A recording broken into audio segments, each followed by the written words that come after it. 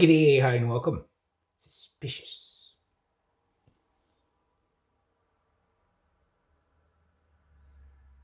Very suspicious. Exhibit A. Make it wider. No mouse. Looks like, I don't know if he said that. No mouse or mole. No mouse.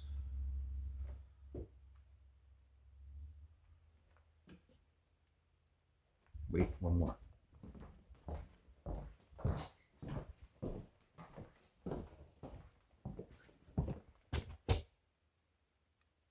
No mouse. Suspicious. Well, that's good though.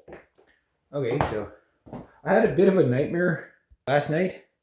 I dreamt like the whole wall, like water was like a big stream of water was coming down the wall, and the floor just like started to cave in, and it sucked up my drum kit. And I was like, no. My guess in my dream was like this. No. Wow, that's a beautiful drum kit. You would do it too. 73, 16 and a half degrees, 73% humidity in here. It's been raining for the past couple of days. Did some more yesterday. I didn't get a lot done. I got a little bit done yesterday. The heck's going on? Oh. What? The rubber thing? Oh, I lost a rubber thingy? Oh. Well, I wonder how that happened. I didn't even notice there was a rubber thingy on there for my cell phone. Open my windows. Good air in here. Place doesn't smell too bad. It's about the third day of having the second or third day of having the fridge open, and I mean, if you get really close to it, it smells like an aired out fridge. So it's not too bad. There's a little bit of a scent in there if you get really close to it, but I think once I turned the fridge on again, I got those back in, so that's good. Those dishes there. I found some more knives and stuff like that, but that's pretty much, if I get those cupboards in and get these cleaned up today, that'd be great. Put that back together. Some stuff there that I gotta clean up. But went through some of this stuff. There's a lot of boxes and stuff I gotta get rid of today. I'm gonna burn them, so it's a good day to do it. But I'm about half full. I had to get rid of the trains. They were all broken. I gave them to my nephew. I didn't know if he'd be able to fix them up or not, but figured, oh well, they're not working. So that's half full. I could take some stuff out of there, but I really want to concentrate on in here. I brought my to fill up with water. Maybe I'll just leave it outside and let nature do it. Why should I have to do labor when nature can do it for me? And the idea is basically until I fix the toilet bowl thing, like the water fills in the toilet bowl, but it runs for like a half an hour to fill it. I guess it's all clogged or whatever. I guess I can open this window too. It doesn't smell too bad in here. And I mean, this is the test when everything's soaking wet, right? Like if it's gonna be soaking wet for a week outside, we'll see what it does in here. But like usually, if it's your smells are really bad, the second it rains, you know about it because you can smell it. Whatever. Can't smell the Lazy Boy anymore. I mean, I am very impressed of how well that Arm & Hammer worked on it. We'll see how long it lasts for. Once I notice scent coming up again, well, I'll throw some more on there. If I can, Doom. I think it's just a funny mug. I don't know if I'm gonna actually use it, but I'll have it set somewhere just so you can see the doomage when I talk Doom. You can see the doomage. Yeah, I swept the floor last night using the baking soda there. That seems to work really well too. You see, I didn't get it all. It keeps the dust down a bit, but more importantly, it deodorizes a bit. So what I do is I leave the baking soda on the floor for a while. You could do this with Comet. You can do the. I remember my mom used to do put the Comet on the rug and leave it for a couple of hours, and just to kind of take on that scent. So I'm going to try it with the Comet because it actually has a nicer scent, and I could use it up. But Yeah, I got that cupboard cleaned off yesterday. I want to do that one today, so I could put like bigger things like that big pot or something in underneath there because it won't fit under. So almost all the pots and pans I need are in there. Um, I got everything I need for now. Except that pot there is a good spaghetti. That's a kind of an oversized pot. That is a good soup pot.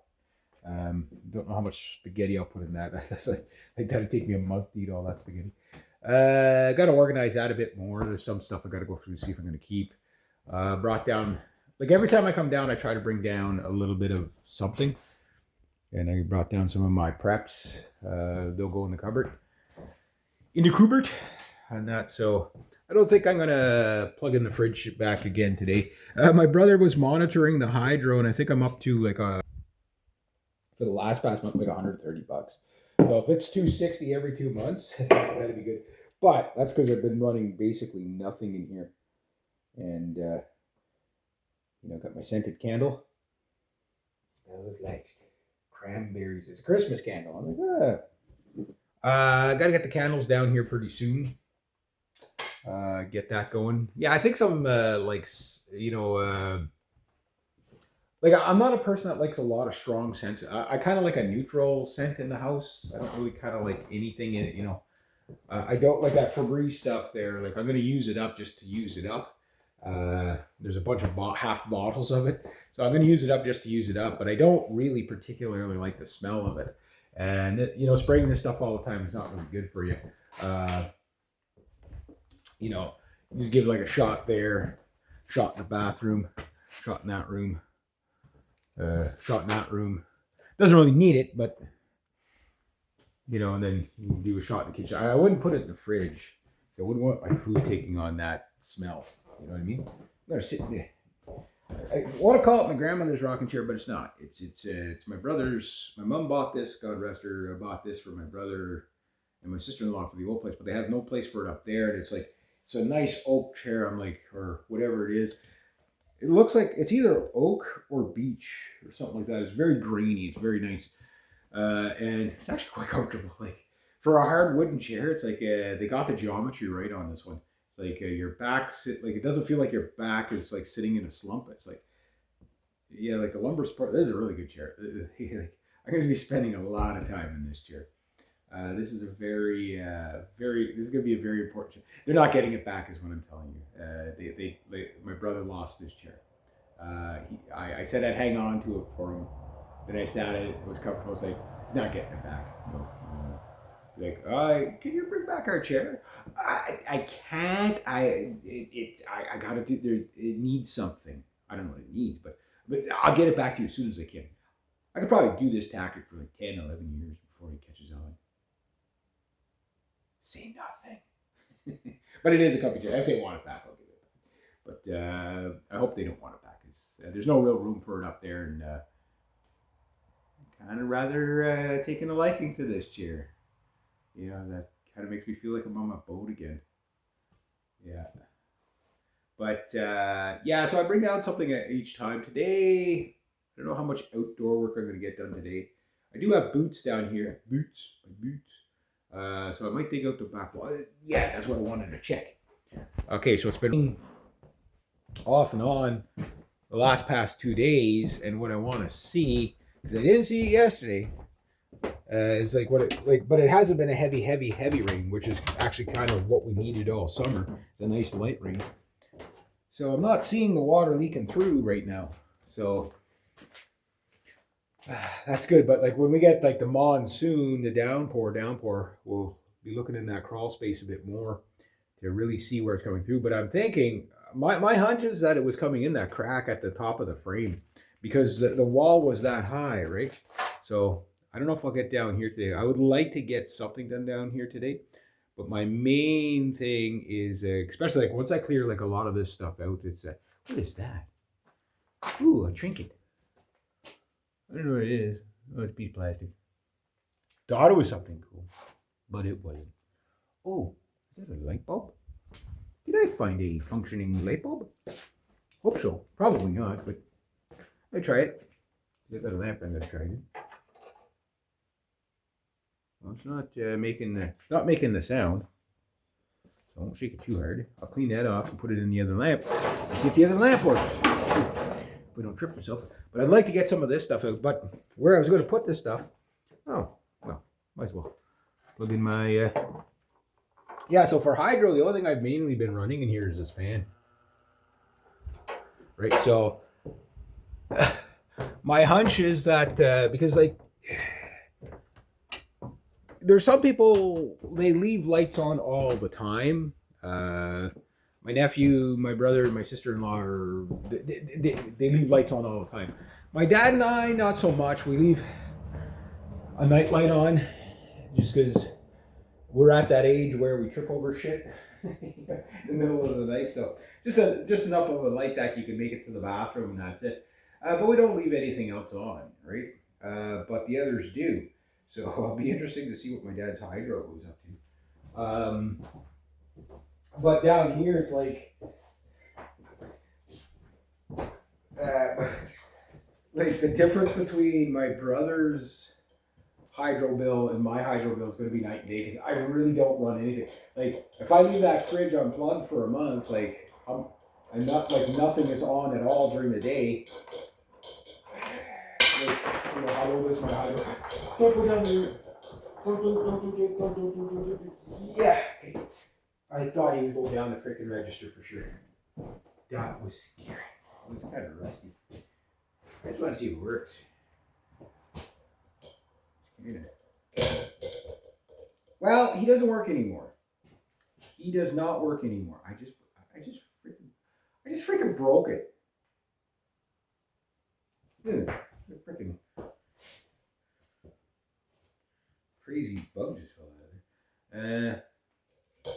So, needless to say, that's actually because I like the bottom as well. Looks like I got scrap metal. I guess I'm sticking with the other one. But I'd like to get this one kind of. Gotta keep the lamp shade for the other lamps. Just gotta clean it off. Now I'll never know if this light bulb works. I'll never know, guys. There's no way to possibly find out whether that works. I don't know if I can take this one. Oh, I can. I used to in high school. Did I really freaking break that? Like, it's like 9:45 in the morning and I'm already breaking stuff. I'm gonna rebuild this thing. Anyway, it's going to it on the floor for now. That sucked. So I like the base on that. So I'm gonna build a nice lamp out of that. Once I get another lamp to build out of it. I still gotta bring down my lamp that I built. Old lamp.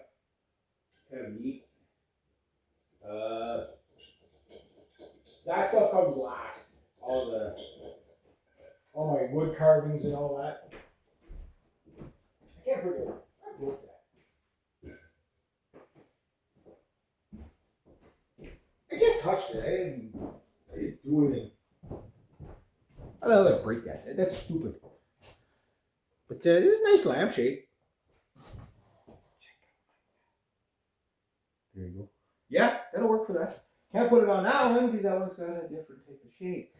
And this is way too big for, but I like it. Like, it's weird, guys. I'm starting to look at. I'm becoming Edward Norton in Fight Club there, where he's going through the catalog, looking for the proper table and the proper lamp and stuff. And it's like, oh great, the stuff that you own ends up owning you. Good movie. That was a good movie, Fight Club. Yeah, it's an icon. It's an icon. Yeah. First rule of Fight Club. Well, we'll call this the first rule of Clean House Club is you don't talk about Clean House Club. Except for on the internet, you let everybody know exactly what you're doing. Second rule of Super Cleaning House Club is you don't talk about Super Cleaning House Club unless it's on the internet for everybody to see. All right. Okay. So, yeah.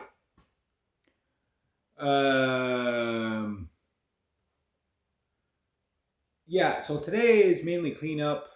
I'll see if I can dig out the back wall a bit, fill the rest of the recycling bin. I don't know if I'm going to do any chainsaw. I've got to freaking sharpen my chainsaw today for sure. I didn't get a chance to do it. I didn't need it yesterday. I was on the brush, my brush cutter. Okay, so I paid $500 for my brush cutter. It was like $499 or something like whatever it was with the tax and all. We'll say $500, okay?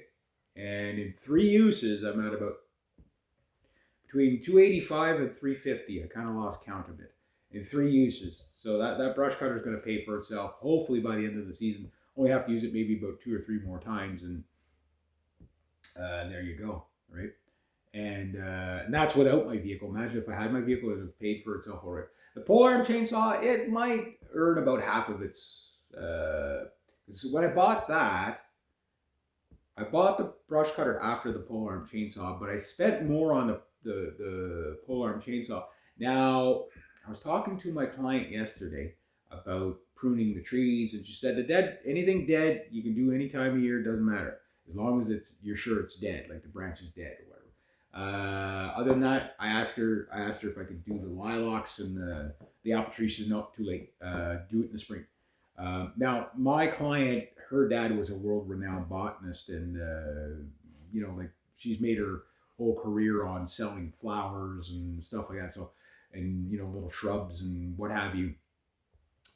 So like I know some people will debate whether to prune a tree in the spring or in the fall, or midsummer or whatever. But you got to give the tree time to heal, and I pretty much take her word as gold on that. So some other botanists might and horticulturists might and florists might say, no, you can do it this year. I've never had problems with this. You can do this, you can do that.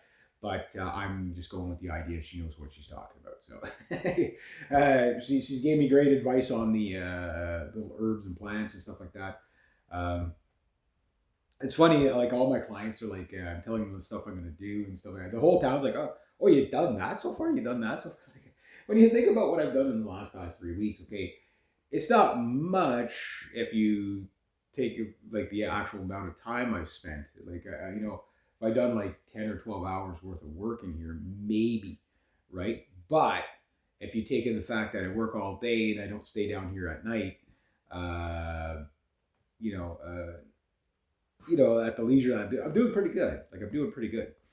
Um, Talked to my brother about the hydro bill last night, so sometime this week we're gonna call and it's like I'd like to have it done because he says I'm paid up. He says I prepaid up to October just so there'd be a buffer zone, right? And he goes, I think we're up to like 130 and we're almost into the middle. Like I think the bill's in the middle of October. Well, with him, with me, it might be different, right? But we were talking about it. I said, yeah, we would like to get that done soon, right? And it's a pain in the butt, but I said we'll just keep calling until we get through. You know what I mean? Like, and is what it is, right?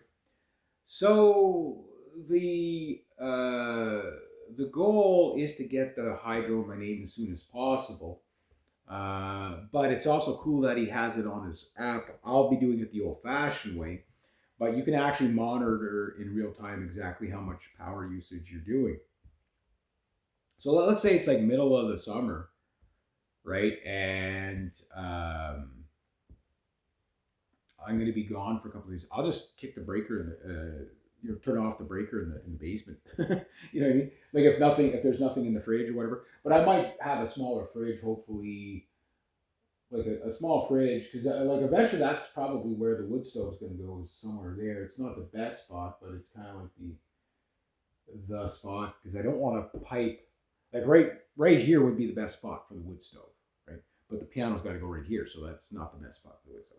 Another good spot is right where Grandpa's chair is, but nothing can go where Grandpa's chair is. That's not my grandfather's chair, but that's where his chair would go. So, yeah, nothing can go there.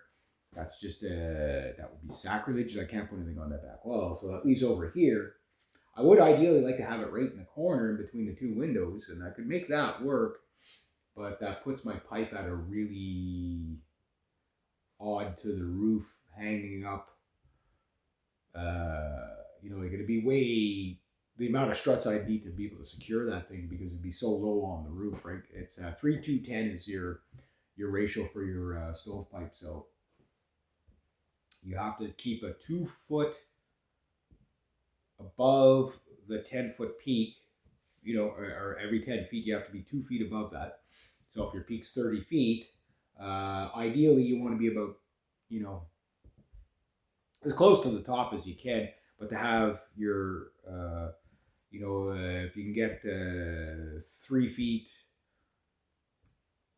above your peak, then you'll never have any backdraft issues, right? So there is a reason for it. So you can go look at that, and it goes with the picture of your roof. If you've got like a 5 inch, uh, a 512 or a 612, okay, so at the first foot, your roof is 5 inches high off the base plate, or 6 inches. Um, Years ago, the way they used to do the roofs, like if I ever built a house, the roof would be like a 60-degree pitch. You know what I mean? Like there would be we wouldn't be using that rule. Why? Because I don't like the reason why those old roofs lasted so long is because nothing could stay on them, and it wasn't flat enough to give a chance for the water to really seep through. That's why these old houses, the roof, this tin's still good on it. It's like they're like this, right? Oh, but then you can't walk on the roof. I don't care. I don't plan on walking on my roof. Well, every time you walk on your roof, you're loosening up screws. You're doing stuff to your roof that you don't want. Shingles will never happen for me because, it's new tin on there. That tin will outlast I'll be dead and gone before that tin's no good. That tin's already 20 years old, or whatever. It was put on not too long before my grandmother passed away, like a year or two before. So, like, we did a whole bunch of, the family did a whole bunch of renos in here for her before she passed away, but I just don't remember, was it 5 years before or 4 years before? You know what I mean? So the roof, like, it's good for, like, it probably, maybe every 10 years you buy a couple of bags of new screws with the new grommets and just put them in. But yeah, that roof is rock solid. I do have to go up there, though, for one vent that the snow took off. I kept telling my brother, come and grab the roof rake and pull the snow down, but he'd just let it build up, which leads to other problems. So that's a lot of weight on a roof, right? So he'd just let it slide off naturally, but then that creates all kinds of problems too. If you could stay ahead of it and take it off just after it snows, maybe leave about 3 inches or whatever, just so you're not hitting the screws and damaging all the screws with the roof rake. You pull it down and then you can shovel out from the wall a little bit so that you don't have snow right up to your windows.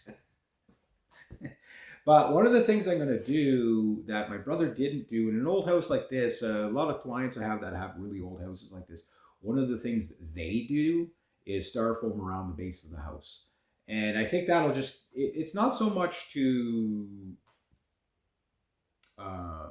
keep the water from leaking in. It's more to keep the house, the foundation from freezing and cracking, right?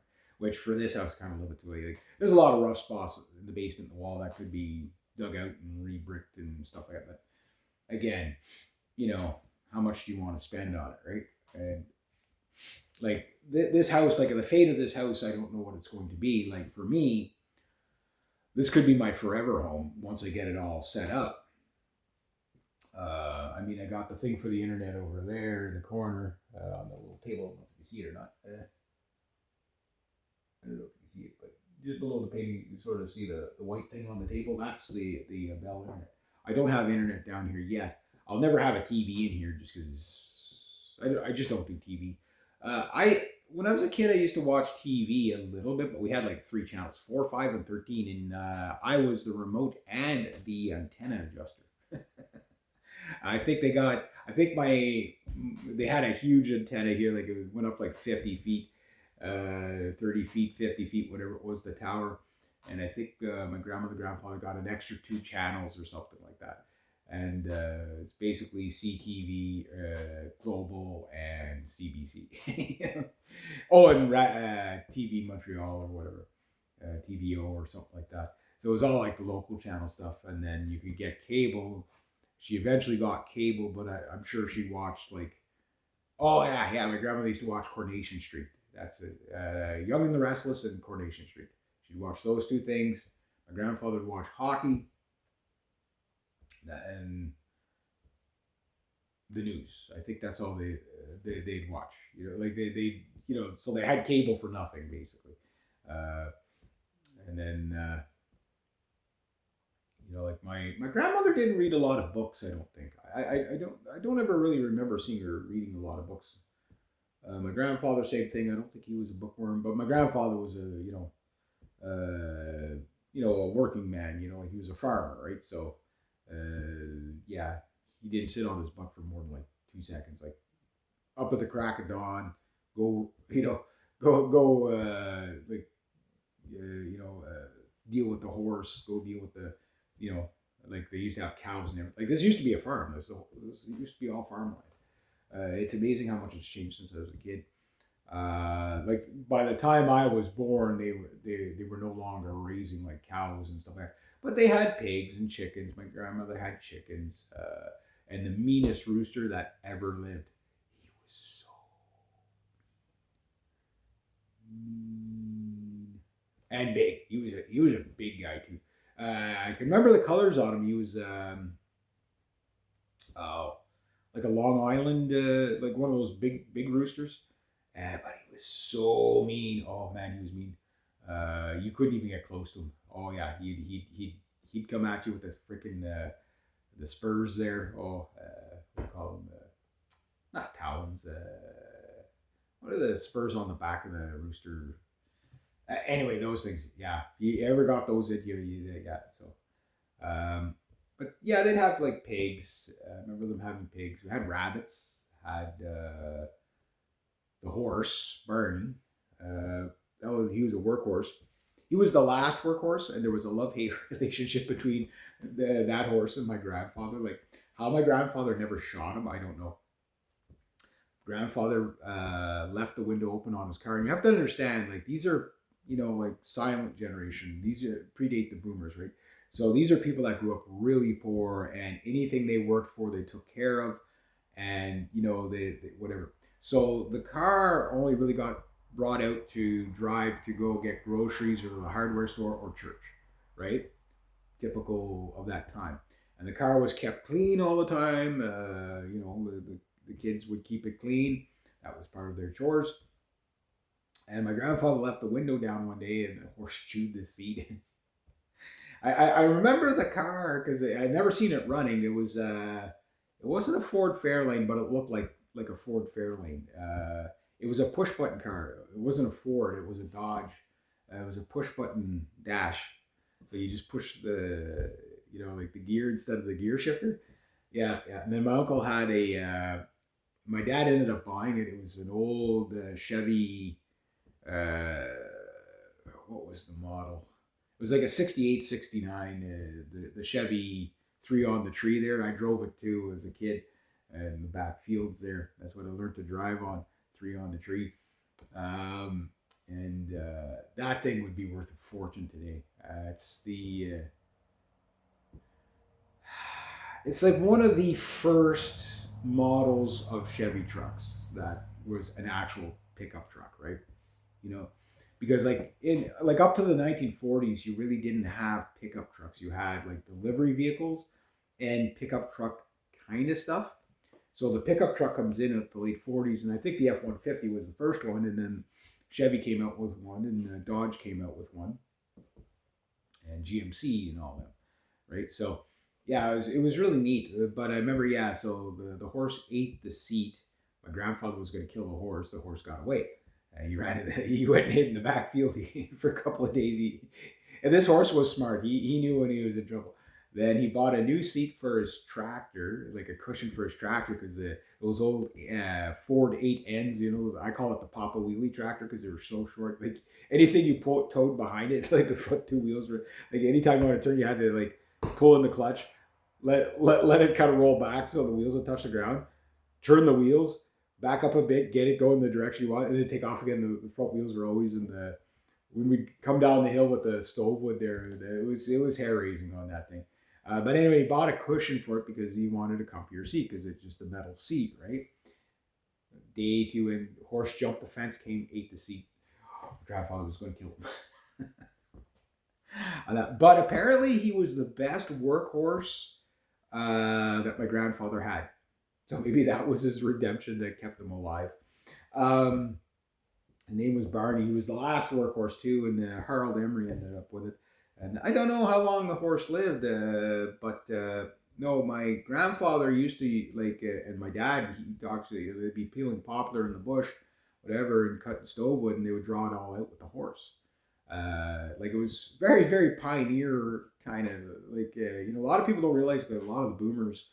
I know there's some people get mad at them for certain things and whatever, but they did grow up very Little House on the Prairie, and like Waltons and stuff. Like I say, there was no hydro here till the late '70s, early '80s.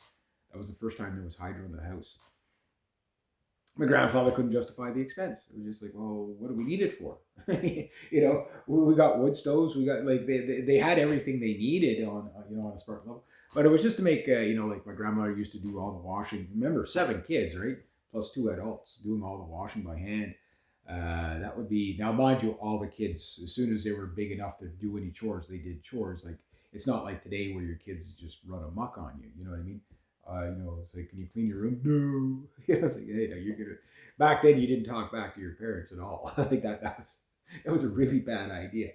You get an ass whipping if you did. But no, they all pitched in, and as the older siblings grew up, they would leave the house, and then there was less to take care of, and then they were getting older, so they eventually got hydro. Like kind of a neat story, and then like that's the way it's been ever since. Um, yeah, yeah. So anyway, I think I'm gonna go get my provisions for the day. 10 o'clock there now, so yeah, the store should be open. Ugh. Get some cleaning. See if I can clear off my veranda a bit. Got a whole bunch of boxes I'm gonna burn today. That's gonna probably clean like an eighth of the veranda. I'll be able to move around. Anyway, there we go.